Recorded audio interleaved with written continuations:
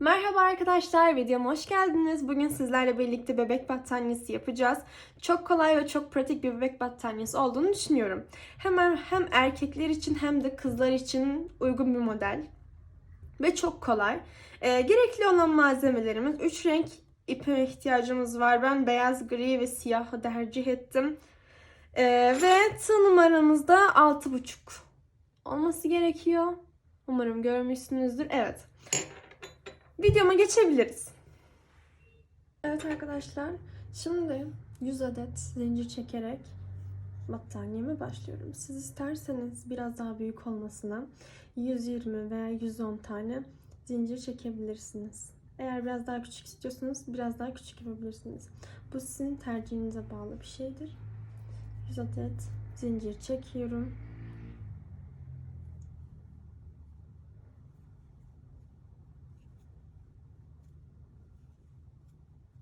Ve geliyorum.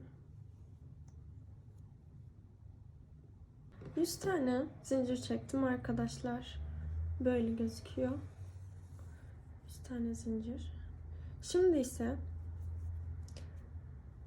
bir tane daha zincir çekiyorum. Ve her bir deliğe sık iğne yapacağım. İpimi alıyorum. İkisini birden çekiyorum.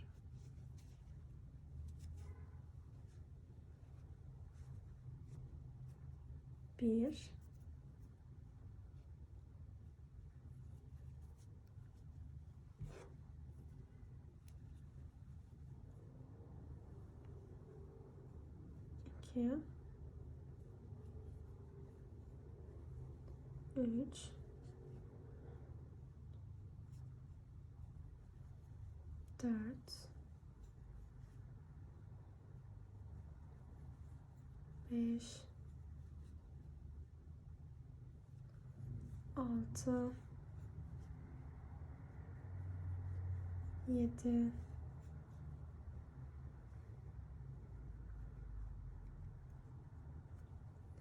8,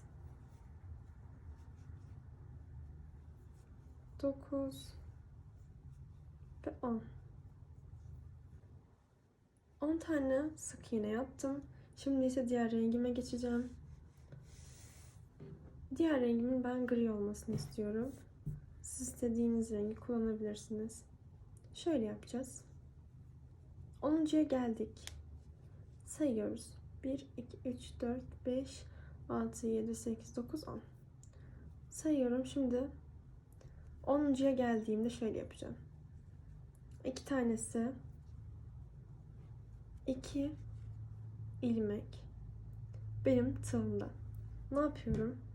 Gri rengi tutuyorum ve içerisinden pardon. İçerisinden geçiyorum.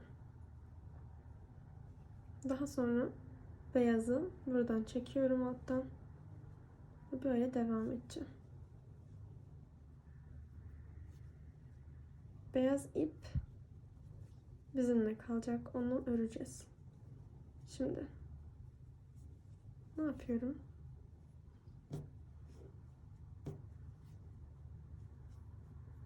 Beyaz ip şurada olacak. İçinde örülecek. 1. Beyaz 10 tane oldu bakın. 1, 1, 2, 3, 4, 5, 6, 7, 8, 9, 10. 10 tane oldu. Şimdi 1. Yani hangi iplere renk değiştirmenin nasıl olduğunu düzgün yaparsanız battaniyeniz de o kadar güzel olur. Kusursuz. 3,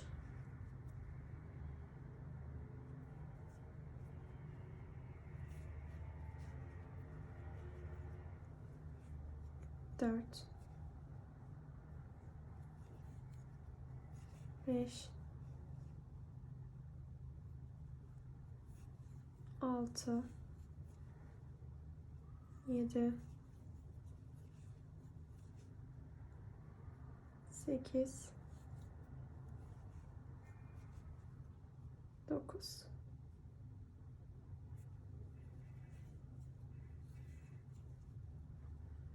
Bakıyorum hemen.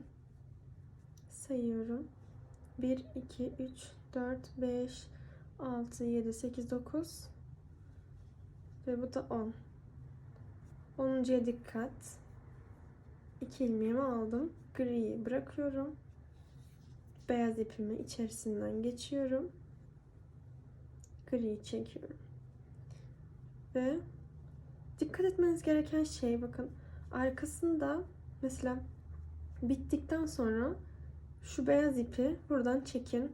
Arkadan böyle topak falan olmasın diye, kusursuz bir şey olsun diye. Şimdi ise beyaza geçtik. Griyi de içerisinde öreceğiz. 1 2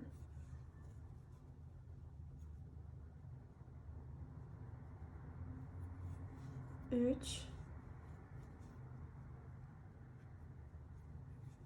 4 5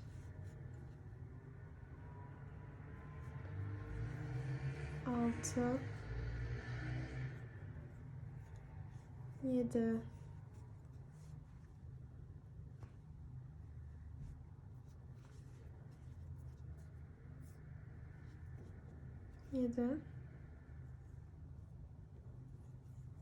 8 9 10. Yine 10'uncuya dikkat. Renk değiştireceğiz. Bu da 10.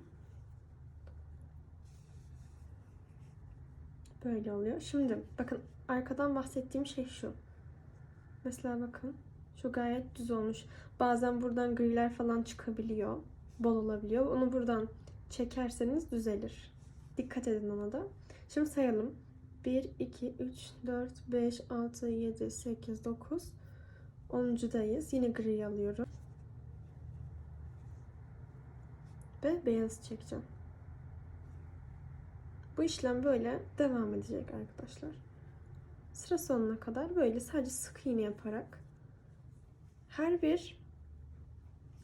bir karemizde, şundan da bahsetmek istiyorum. Şöyle. Her bir karemiz 10 tane sık iğneden ibaret. Yani genişliği 10 tane sık iğne. Yüksekliği de 10 sıra olması gerekiyor. Böyle. Ben 100 tane zincir çektim. 10 tane sıra yapacağım. Yani 10 tane kare. 10 tane karem 10 sıra olduğu için 100 sıra yapmış olacağım. Yani kare olmasını istiyorsanız böyle yapabilirsiniz.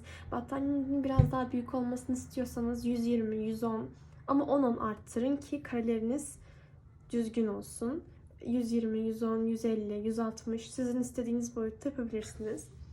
Evet arkadaşlar, ilk karelerimi bitirmiş bulunmaktayım. Yani şu an 10 sıra yaptım. 10 sıra var burada. Her karem 10 sıradan ibaret. Şöyle görünüyor. Şimdi ise diğer rengime geçeceğim. Yani ilk karelerim böyle beyazla gri olacak ve ben ikinci karelerimi yapacağım. Siyahla gri yapacağım. Şimdi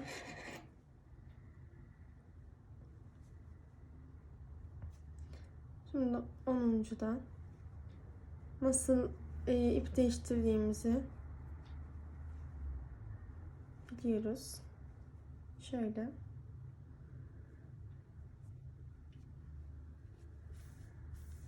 Döndürüyorum.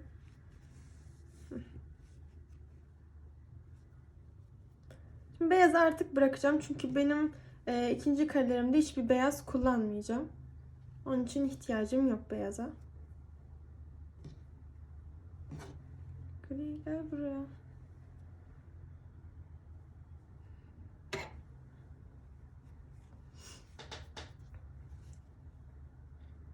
Şöyle. Her bir sıraya başlamadan önce bir tane zincir çekelim arkadaşlar. Zincirimi çektim.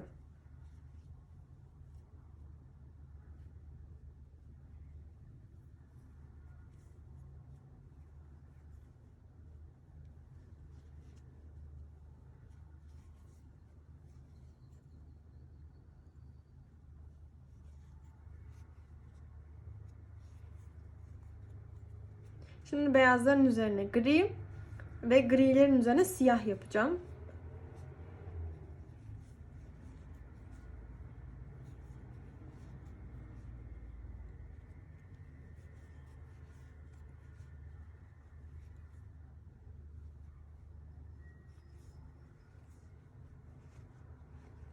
Şunu açayım biraz. Tamam.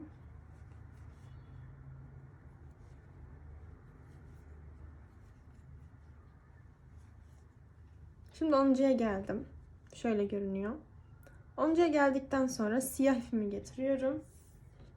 Ve siyah renge başlayacağım.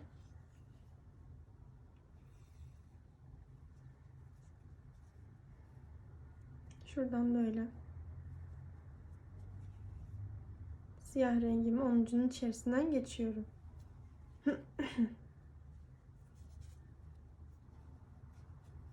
Daha sonra griyi içerisinde kalacak şekilde öreceğiz.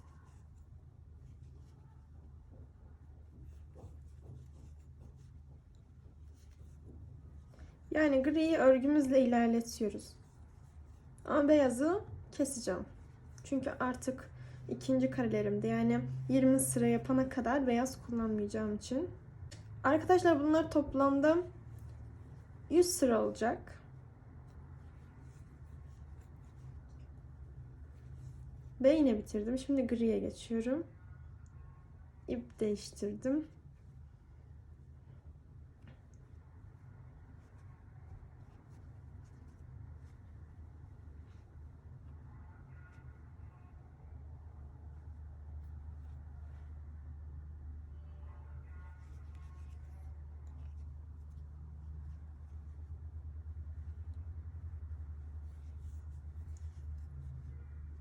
Yine siyaha ilerletiyoruz. Green'in içinde.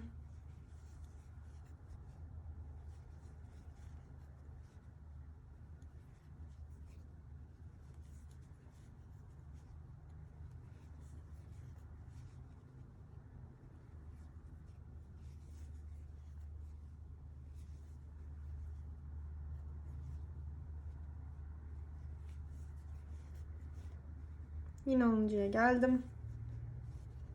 Arkalarına bakalım. Böyle görünüyor.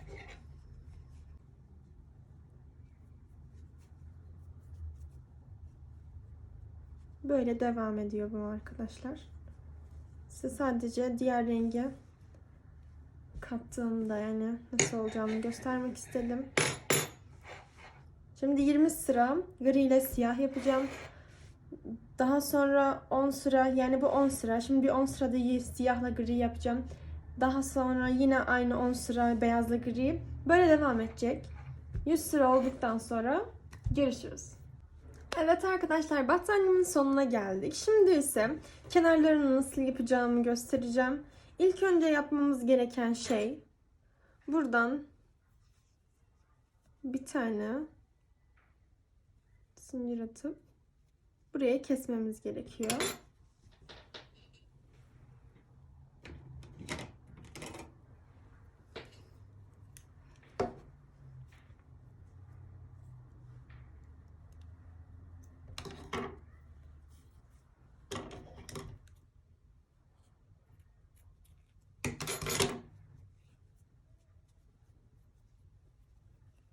Siyah da aynı şekilde.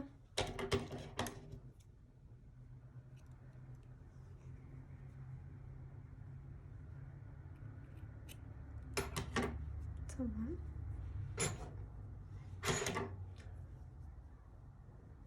Bunları iğne yardımıyla içerisine saklayacağız. Şimdi ise nasıl kenarlarını yapacağımızı göstereceğim. Arkadaşlar şimdi ilk önce her iki sağ taraf biraz zorlu olacak ama yukarı ve aşağı, yani şöyle. Burada bariz bir şekilde hepsi ortada zaten. Nereden sık iğne yapacağımız. Kenarlarına başlamadan önce bir sık iğne geçmemiz gerekiyor. Şimdi burada hepsi belirli bir şekilde gözüküyor. Ama yanları böyle olduğu için biraz zorlanabilirsiniz. Şimdi ben size nasıl yapılacağını göstereceğim. Evet arkadaşlar, şimdi ise kenarlara sık iğne ile başlayalım. İlk önce sağ taraftan başlıyorum. Beyaz ipimi aldım. İstediğiniz renk olabilir bu arada. Şimdi ilk batacağım yer şurası olacak. Şuradan battım.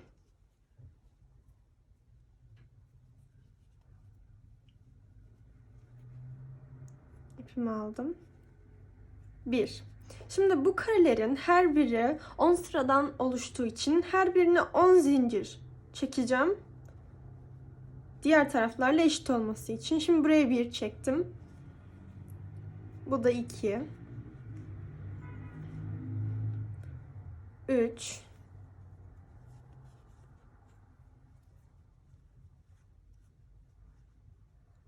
4. Şöyle. 5.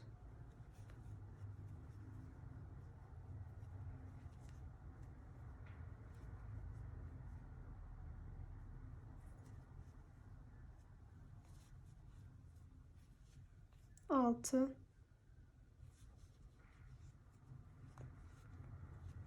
7. 8. 9. Ve 10.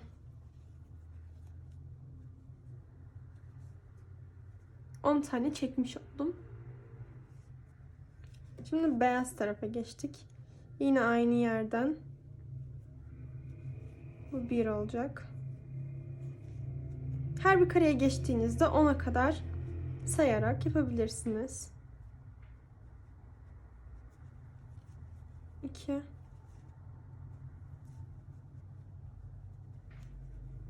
3.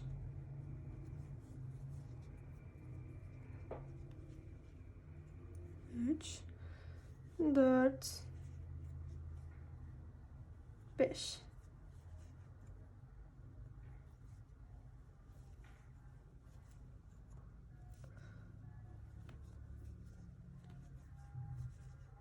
7. 8. 9 ve 10.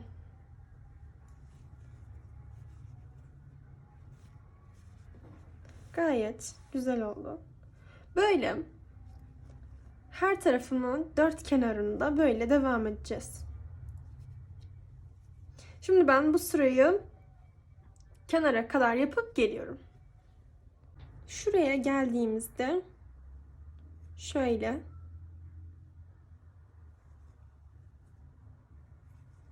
bir sık iğne attım.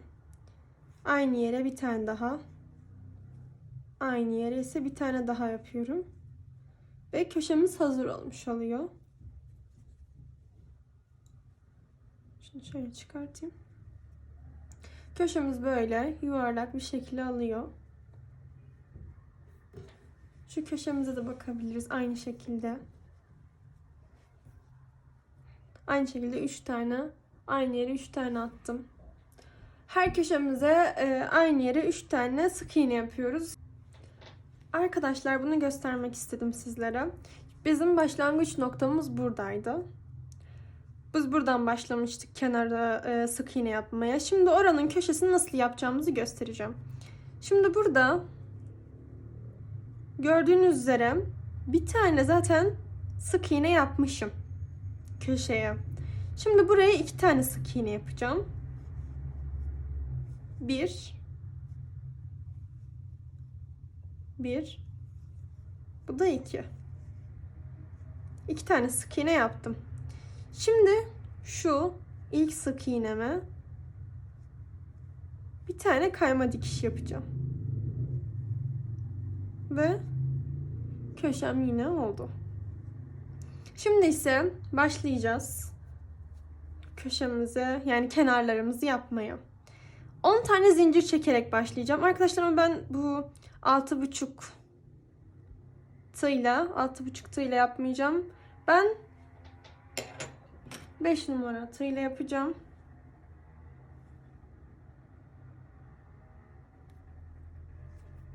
Biraz daha sık olsun diye. Şimdi 10 tane zincir çekiyorum. 1 2 3 4 5 6 7 8 9 ve 10. 10 tane zincir çektim.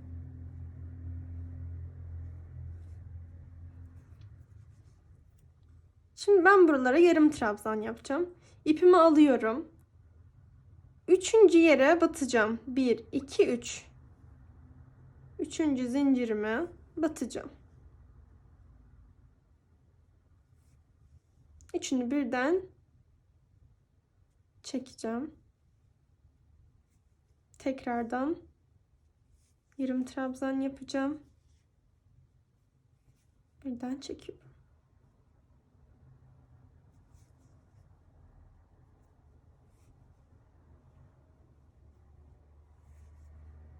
Tekrardan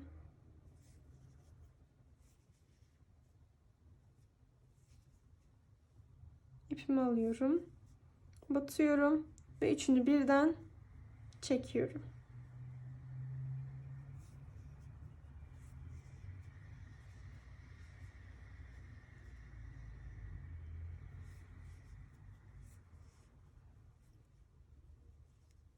Son.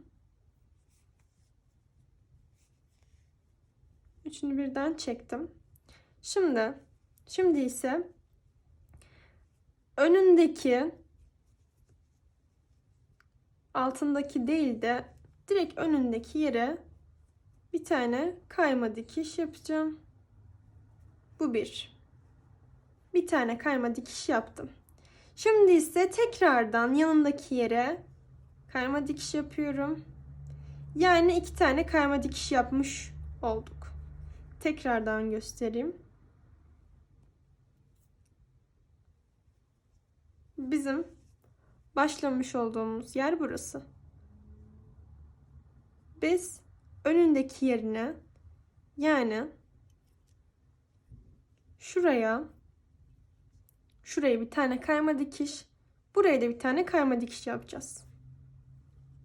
2 tane kayma dikiş yapacağız. Bu 1. Bu da 2. 2 tane kayma dikiş yaptıktan sonra döndürüyorum arkasına. İpimi alıyorum. Bize doğru olan, bakın 1 2 3 4 5 6 7 8. 8 tane olması gerekiyor. Şu tarafta 2 tane ilmeğim var. Bu tarafta da 2 tane. Böyle arkaya döndürdüğümüzde bize doğru olandan geçiyorum. Bunu size göstermek istiyorum. Şimdi böyle bize doğru olandan tığımızı geçireceğiz. İpimi aldım.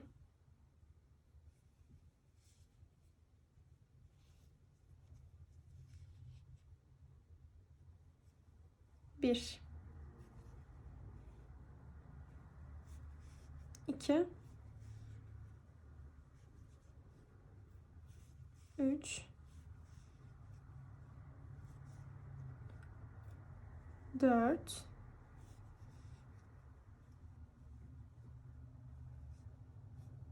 beş,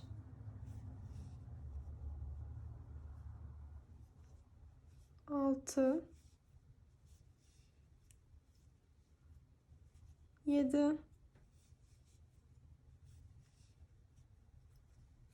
ve 8'i ikisini birden alıyorum. 8 ikisini birden batıyorum. Şöyle. Şöyle göstereyim. İkisini birden battım. Yarım trabzan yaptım. Şimdi ise 2 tane zincir çekeceğim. Tekrardan döneceğiz öne. Şimdi ise tekrar bize doğru olan, bakın arkadaşlar, bize doğru olandan batıyoruz.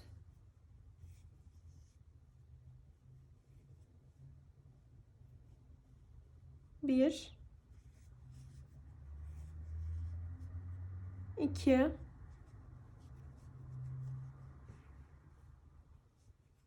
üç, dört, beş,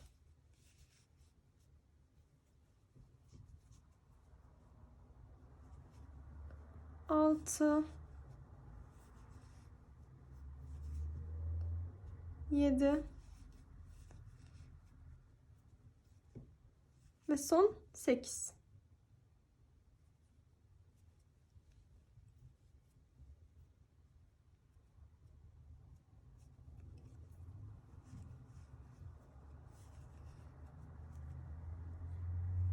Yapmış oldum. Şimdi tekrardan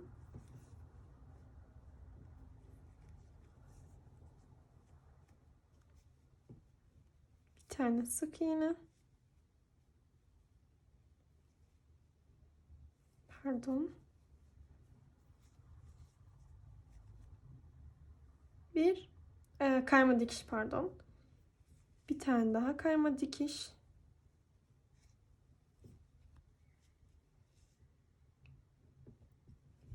Şimdi de tekrardan başlayacağım yapmaya. Böyle devam edecek bu.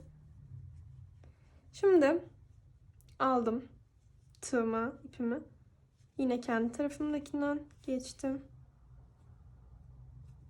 1 2 3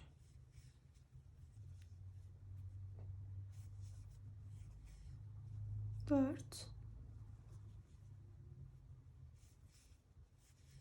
5 6 7 8'e ikisine de batıyorduk. Ve bu da 8.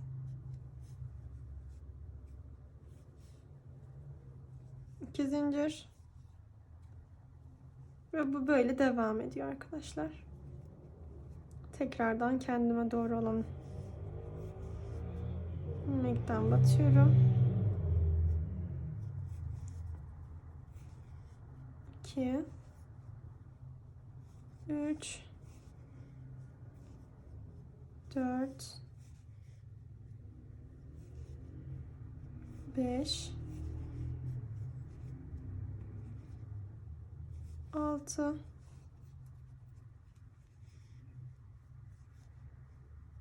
7 8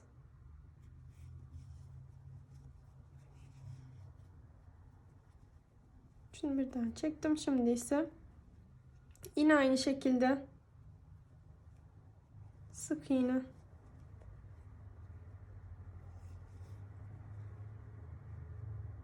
pardon, kayma dikiş, kusura bakmayın, yine kayma dikiş yaptım ve böyle bir şey ortaya çıkıyor arkadaşlar. Böyle ben köşeye kadar bunu yapıp geleceğim. Arkadaşlar şimdi ise kenarlarını nasıl yapacağını göstereceğim. Ben size tek bir kenar göstereceğim. 4 kenarını da aynı şekilde yapacağız. Şimdi biz sıramız bittiğinde şöyle,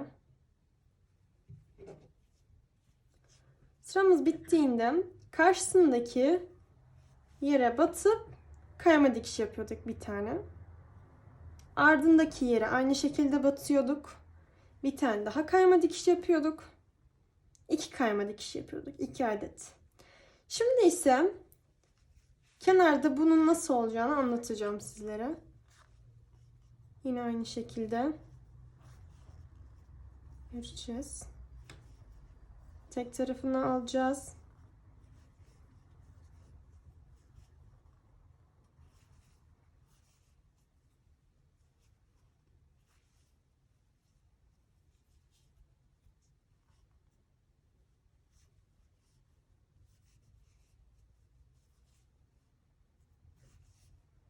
Son ilmeği ikisini birden alıyorduk. Aldım ve 2 zincir çektim. Şimdi ise aynı şekilde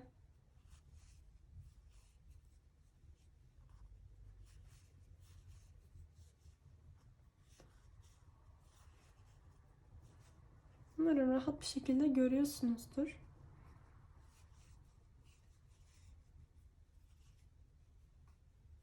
Tek tarafını aynı şekilde battım. Ama bize taraf olan yani. Arkadakine batmıyoruz. Öndekine batıyoruz. Şimdi sadece bir tane kayma dikiş yapacağım. Yaptım. Şimdi yine tekrardan. Çünkü biz kenara geçtiğimizde sadece tek kayma dikiş yapacağız. Normal normal iki kayma dikiş yapmayacağız. Söyleyemedim.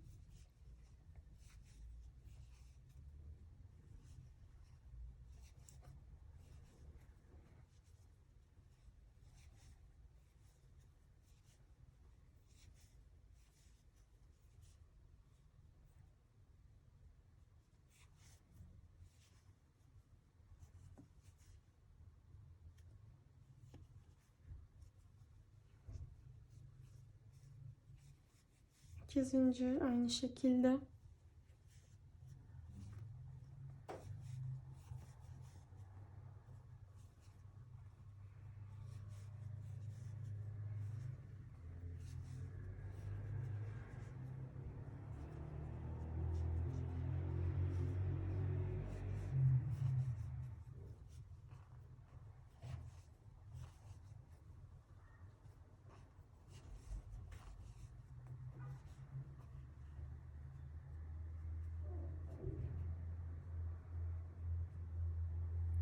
Sonuncusunu yapacağım.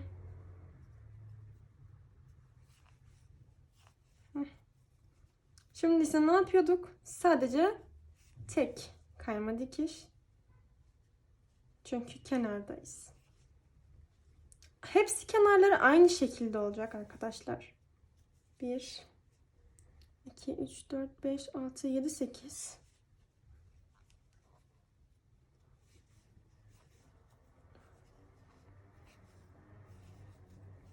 Diğer yanlar her bir sıra bittiğinde 2 tane kayma dikişi yapıyorduk. Sadece köşeleri ördüğümüzde bir tane kayma dikiş yapacağız aralarına. Bir köşeyi bitirene kadar bunu devam ettireceğiz.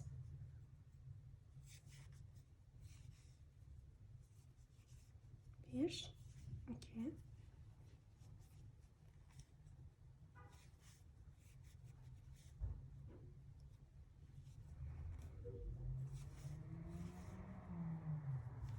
İki.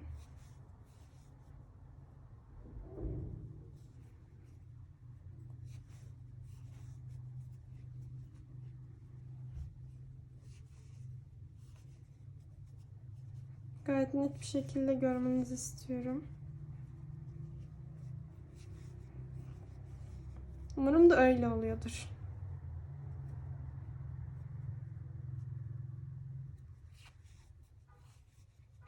Sonuncuyu yaptım. Ne yapıyorum? Tek kayma dikiş yaptım. Böyle.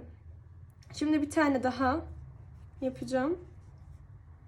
Ve sanırım o sonuncu olacak. Yani diğer sıraya geçebileceğiz. Bakıyorum. Arkadaşlar videomu buraya kadar izlediğiniz için teşekkür ederim. Umarım videomu beğenirsiniz. Kanalıma abone değilseniz abone olmayı da unutmayın.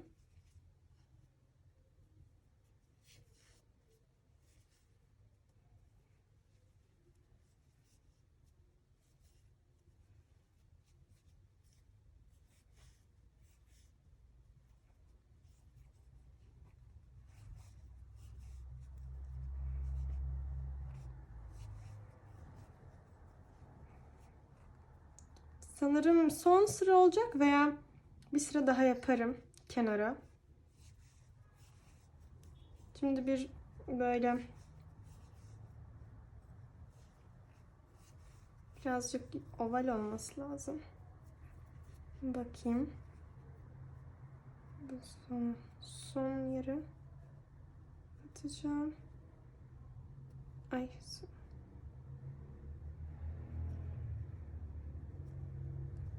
Kusura bakmayın. Evet. Alabildim sonunda. Şimdi ise önündeki yere kayma dikiş. Böyle gözükecek.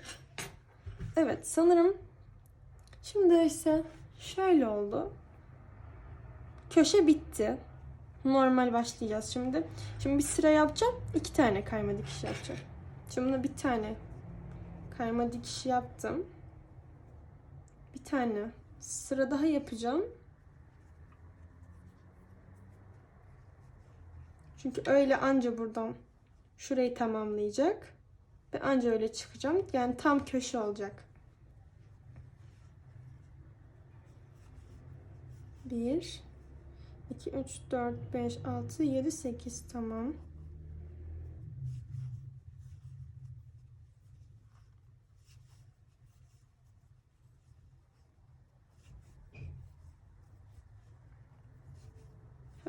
Hemen bitireyim.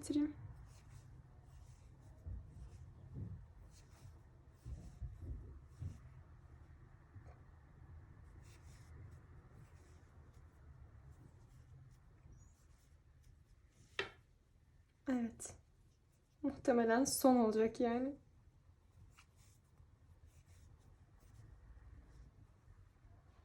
İki.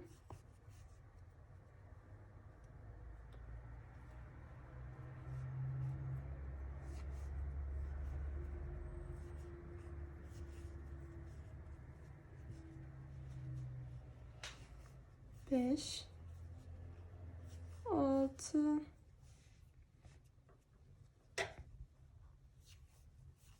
7. Ve bu sonuncu sanırım.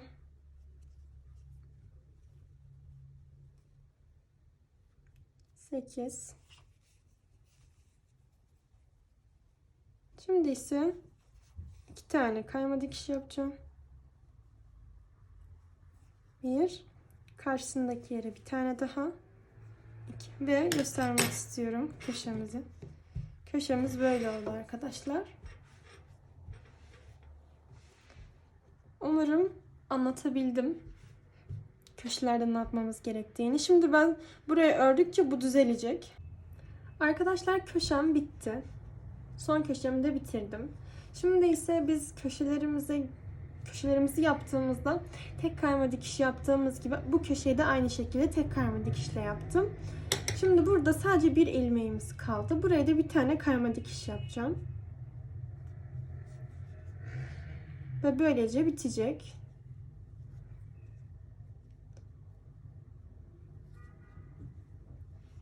Bu da böyle bitmiş oluyor. Şimdi ben bunu buradan keseceğim ve dikeceğim. İkisini şöyle yaparaktan. Ve videomun sonuna gelmiş olacağız. Buradan bir tane zincir çekip dikersem bence daha sık olacak. Evet, öyle yaptım. Bir tane zincir çekin, sık olsun, açılmasın diye. Şimdi birazcık ipimizi çıkartalım.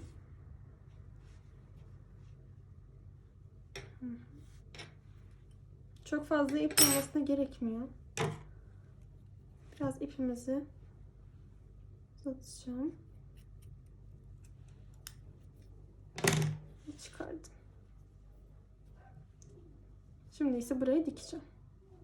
Burada zaten tek taraf var. Burada iki tarafını da alarak dikeceğim.